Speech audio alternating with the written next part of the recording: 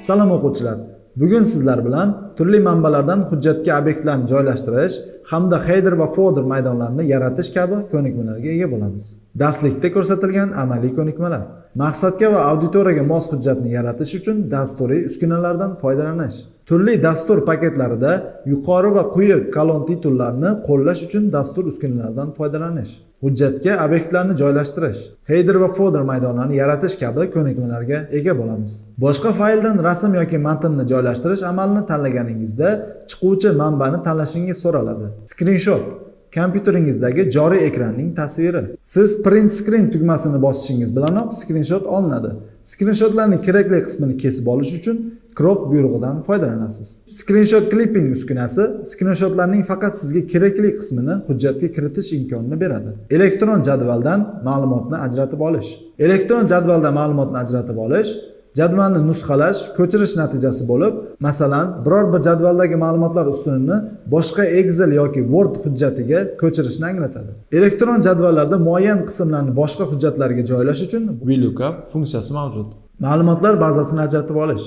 Ma'lumotlar bazasini ajratib olish deganda, ma'lumotga kelgusida ishlov berish va loyihalash maqsadida boshqa joyga joylashtirish uchun ma'lumotlar ichidan qidirish nazarda tutiladi. Hujjatga tasvirlar to'plamini joylashtirish. Clip art uskunasi tasvirlar to'plamini kiritishga xizmat qiladi. Ko'p sonli tasvir va fotosuratlarga kirish uchun to'plamdan o'zingiz izlamoqchi bo'lgan kerakli tasvirga oid kalit so'zlardan foydalanasiz. Masalan, agar kalit so'z maydoniga people deb yozsangiz, odam tasviri paydo bo'ladi.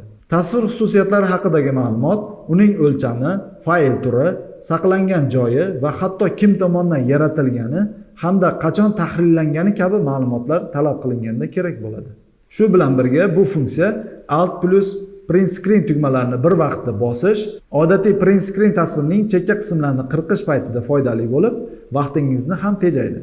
Bu variantlarning farqi shundaki, odatiy print screen buyrug'i butun ekranni, jumladan ayni paytda ochiq ammo foydalanilayotgan barcha oynalarni ham tasvirga oladi. Alt plus print screen buyrug'i esa faqat hozirda ochiq oynani screenshot qiladi. Hujjatga diagramma qo'shish. Grafik yoki diagramma odatda elektron jadvalda yaratiladi. Ammo grafik va diagrammalar hisobot, taqdimot va reklama materiallariga kiritilsa ham foydadan xoli bo'lmaydi. Bu ishni quyidagi usullar yordamida amalga oshirishingiz mumkin. Nusxalash va joylash, obyekt sifatini kiritish, avvalroq yaratilgan elektron jadvaldagi diagrammani bevosita kiritish kabi amallarni bajarishingiz mumkin. Agar hujjatda jadval yaratmoqchi bo'lsangiz va nechta qatorda hamda ustun zarurligini bilsangiz, Insert Table uskunasidan foydalaning.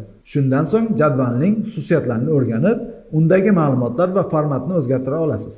Elektron jadval formula va funksiya qo'llanadigan jadval turi hisoblanadi. Elektron jadval kataklaridagi fon rangi, shrift turi va o'lchami, rangi, qalinligi, kursivligi va boshqalarni sozlash mumkin. Shunga qaramay, boshqa dasturlardagi jadvaldan farqli ravishda Microsoft Word jadvalda formula va funksiyadan foydalanish imkoniyati ko'zda tutilmagan. Jadvalga obyekt kiritish. Obyektlarni jadvalga xuddi boshqa dasturlardagi kabi kiritsa bo'ladi. Yagona farqi shundaki, obyektning o'lchamini keskin o'zgartirish yoki jadvaldagi katakka moslash uchun obyekt o'lchamini yoki ustunlar hajmini o'zgartirishga to'g'ri keladi. Ba'zan 2 yoki undan ortiq kataklarni birlashtirish talab etiladi.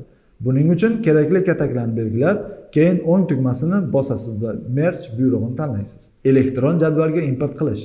Import qilinuvchi ma'lumot kiritadigan jadvalni oching va kerakli kataklarni belgilang.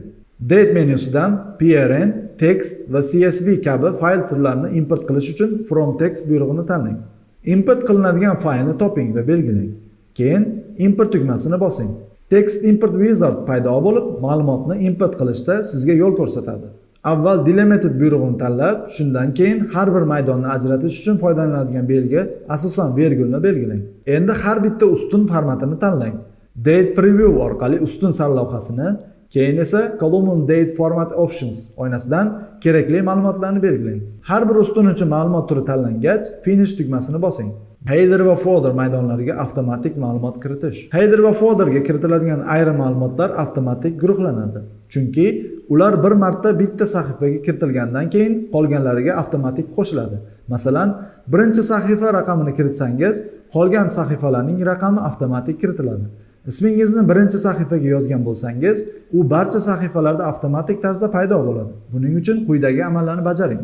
Birinchisi hujjat oching, ikkinchisi insert menusidan page number bo'limini tanlang, uchinchisi bottom of page yoki foydalanuvchining talabiga mos variantini belgilang. To'rtinchisi birinchi raqam sahifaga kiritilganini ko'rishingiz bilan ismingiz yoki boshqa ismni yozish uchun kursorni kerakli joyga siljiting va ismingizni u yerda yozing. Xuddi shu usul yordamida header va footer maydonlariga sana va vaqt kabi boshqa avtomatik ma'lumotni kiritishingiz mumkin.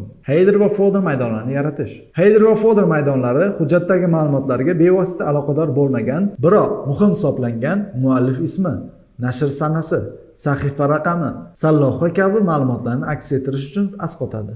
Header va footer maydonlari avtomatik ma'lumotni ham kiritadi. Bu esa kerakli ma'lumotni bir marta ko'rsatish yetarli deganidir.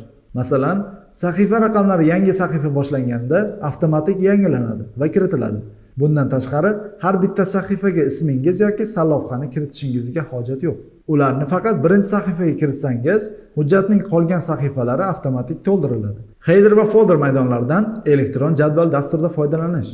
Elektron jadvalning header va footer maydonlarini kiritadigan interfeysi Microsoft Word'dagidan farq qiladi. Avtomatlashgan obyektlar sahifa yangilanganda avtomatik yangilanadigan obyektlarga aytiladi. Bunga sana va vaqt, sahifani raqamlash kabilar misol bo'ladi. Interfeys dastur oynasining ko'rinishi. Interfeysda dastur bilan ishlayotgan vaqtda qo'llash mumkin bo'lgan ikonkalari va linklari aks ettirilgan dastur oynasining ko'rinishi, shuningdek qurilmadan foydalanish tugmalaridan iborat old qismida joylashgan panel aks etadi. Bu holatda siz header maydoni uchun mavjud ro'yxatdagi ma'lumotlardan tanlasangiz bo'ladi. Ayrim variantlarda faqat sahifa raqami mavjud bo'lsa, boshqasida ham sahifa raqami hamda header ko'zda tutiladi. Chunki elektron jadval varaq raqami va nomini o'z ichiga olishi mumkin. Turli dasturlarda matn va raqamli ma'lumotlarni kiritish uchun bir-biridan farqlanuvchi texnikalar qo'llaniladi. Matnni nusxalash va joylashtirish copy paste hamda ko'chirish cut paste texnikasi bir-biridan farq qiladi. Birinchi usulda ko'chirilgan ma'lumot avvalgi o'rinda qolsa, ikkinchi usulda avvalgi o'rnidan o'chib ketadi. Bugun sizlar bilan maqsadga va auditoriyaga mos hujjatni yaratish uchun dasturiy uskunalardan foydalanish, turli dastur paketlarida yuqori va quyi kolon titullarni qo'llash uchun dastur uskunalaridan foydalanish, hujjat obyektlarini joylashtirish, header va footer maydonlarini yaratish kabi ko'nikmalarga ega bo'ldingiz. Ko'rishguncha salomat bo'ling.